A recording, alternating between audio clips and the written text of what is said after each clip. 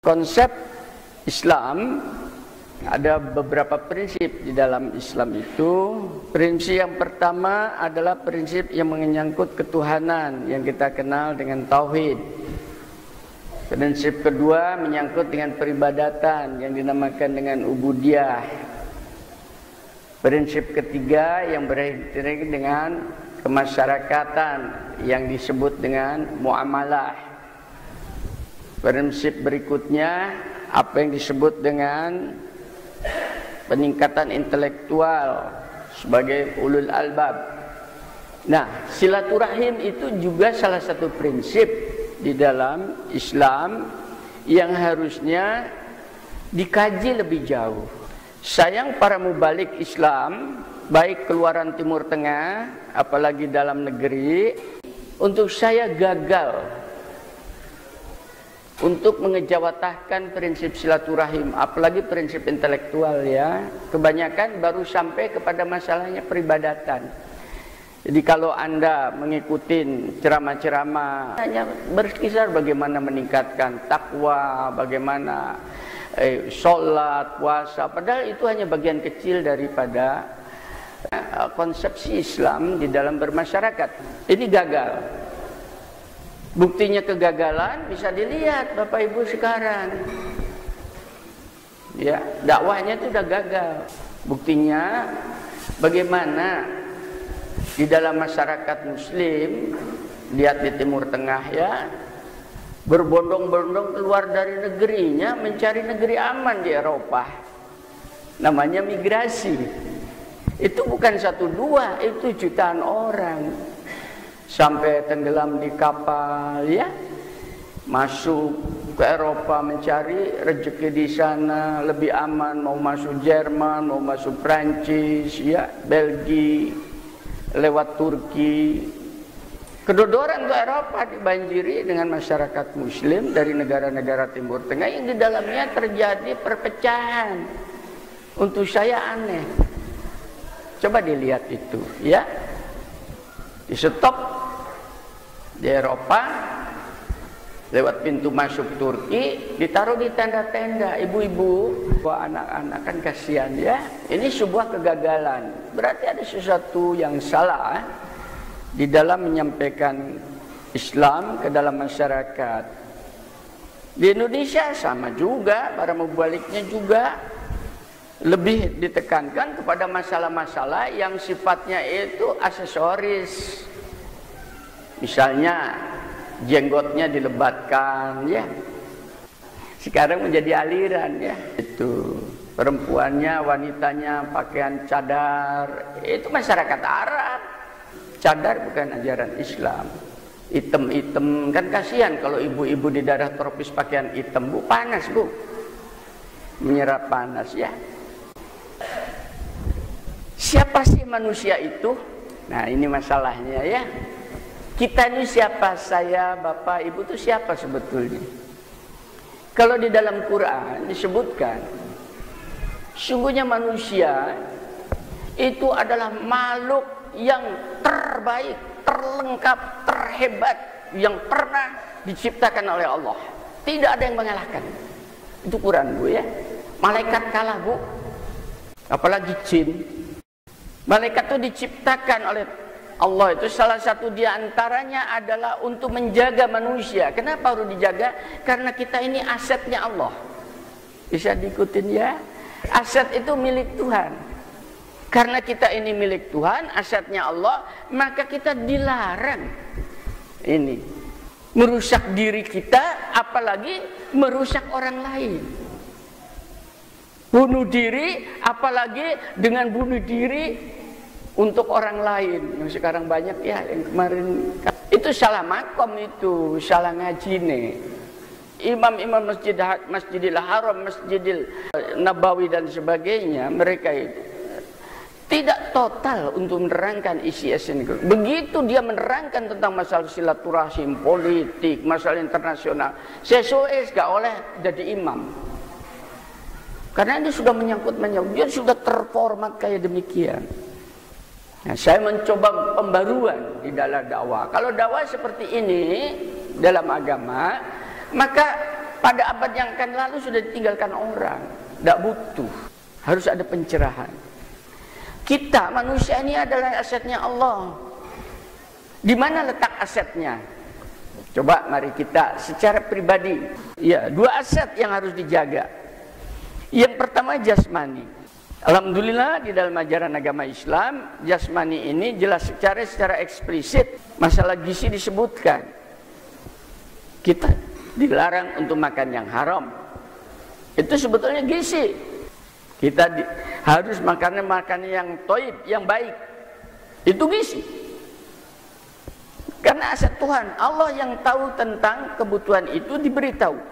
Dalam bulan puasa Ramadan itu tadi, jasmani kita itu tadi dibikin sehat dengan berpuasa sebulan penuh. Itu pada dasarnya karunia dari Allah, software dari Allah agar supaya jasmani kita itu sehat. Jadi kalau ada orang berpuasa sakit, mesti salah cara bukone.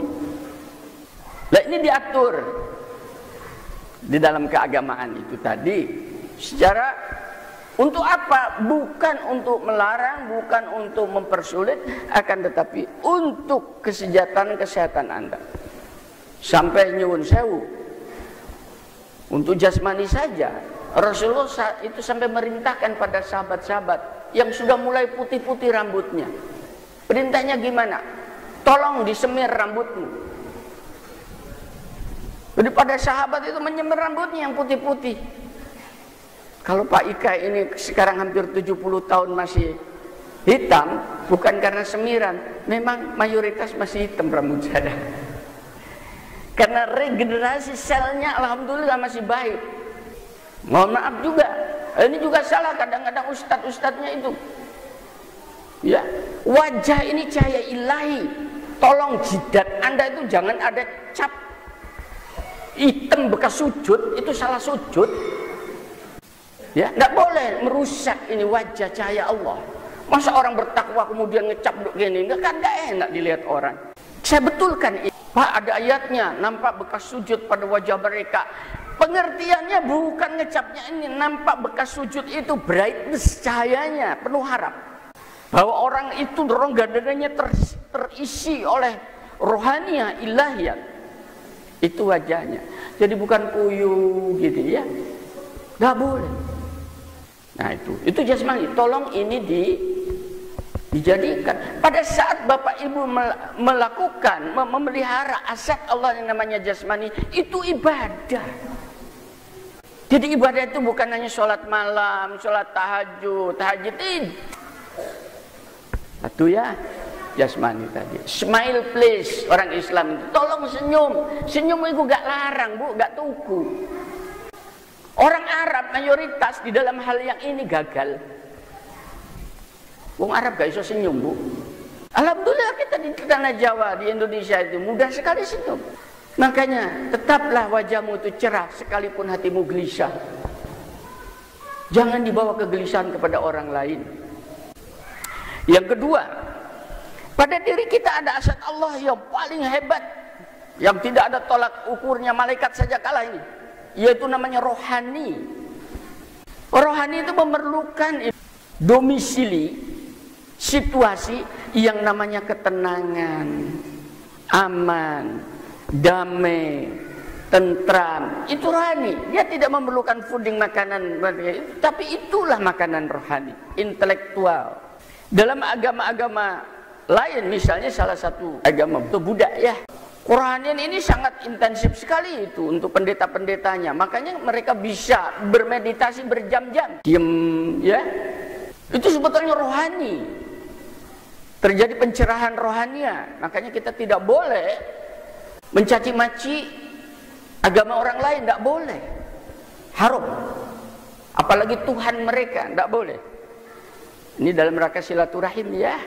Dan di dalam agama Islam metode ini sudah ada.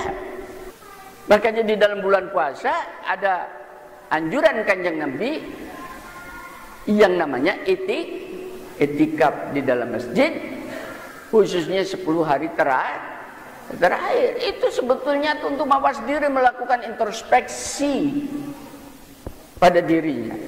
Rohani ini adalah aset Tuhan yang kecepatannya dia bergerak itu mengalahkan kecepatan malaikat. Kalau cahaya bergerak, Bu, kecepatannya itu 1 detik itu 300.000 kilometer. Set. Malaikat di atas itu, rohani di atas itu. Kalau kita tidur, kemana rohani kita? Set. Katanya Quran, katanya mereka kembali kepada aku pegang. Ini kan bergerak sendiri. Nah, karena dia mempunyai suatu kekuatan kecepatan kayak demikian ini sebuah asyat, semua metode dari Allah yang diberikan agar rohani selalu berkomunikasi kepada Allah. Makanya di dalam sholat juga begitu, jangan cepet-cepetan ya sholat ya. Makanya sujud itu lama, karena ini adalah sebuah medium terdekat dengan Tuhan, sudah tidak berjarak lagi, tidak ada tempat. Doa saja kalah. Pada saat kita tuh sujud kepada Allah itu, kita rasakan bahwa rohani kita sedang berkomunikasi dengan Allah. Ini namanya silaturahim dengan Allah. Karena kita itu di dalam sujud berkomunikasi dengan Allah, maka akan nampak pada kita itu adalah kemahabesaran Rahman Rahim, kasih sayang Allah, Ghafurur Rahim Allah, ya, Maghfirah Allah. Itu akan kelihatan semua pada diri dan berbekas. Yang kedua, kalau tadi adalah fungsi manusia secara pribadi, yang kedua, manusia itu makhluk sosial, Ibu, Bapak, hadirin, tidak bisa dia sendirian di dalam hidup. Makanya banyak pejabat yang tadinya sudah muncul, sudah tinggi, begitu turun jabatannya banyak kena stroke. Jantungnya langsung deg-degan melebu rumah sakit. Kenapa? Karena dia tidak pernah siap. Karena selama dia menjabat itu tadi, dia ingin dilayani, tidak pernah berpikir bagaimana melayani. Makanya saya bilang, hei orang Islam, dalam bulan puasa jangan kamu ingin dihormatin. Hormatilah orang yang berpuasa. Warung-warung ditutup, salah. Gak boleh. Kalau perlu pada bulan puasa yang berpuasa datang ke warung ibu, modalnya berapa kalau sebulan ini? Hanya saya modal per hari Pak, hanya 100.000. Saya tambah 500.000 Bu, buka warungnya sehari. Kan enak. Ini enggak, go pentungan. Warung-warung dia kongkon nutup, pentungi di mana-mana. Kemungkaran itu, dia mau amar ma'ruf nahi mungkar, dia berbuat mungkar, enggak boleh.